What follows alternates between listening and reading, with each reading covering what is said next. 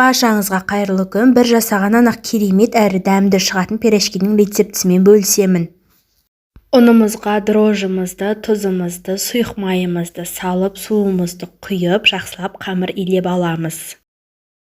Картошкаларымды алдын ала асып алдым, езіп, үстіне бұрышымызды және тұзымызды салып, жақсылап араластырып аламыз.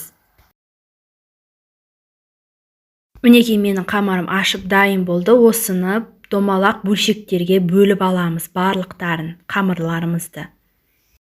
Домалақша қылып алған қамырларымызды қолымызбен жайып, оның үстіне картошкаларымызды салып, видеодағыдай етіп орап, пирожкидің көлеміне келтіре береміз.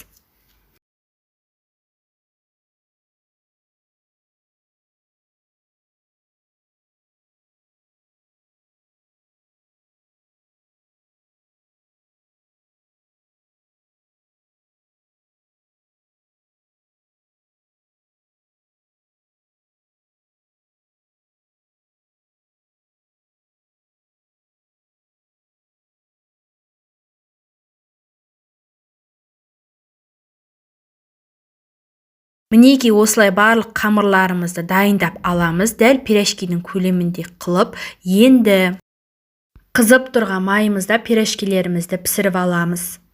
Мінекей менде осындай әдемі пирожки дайын болды.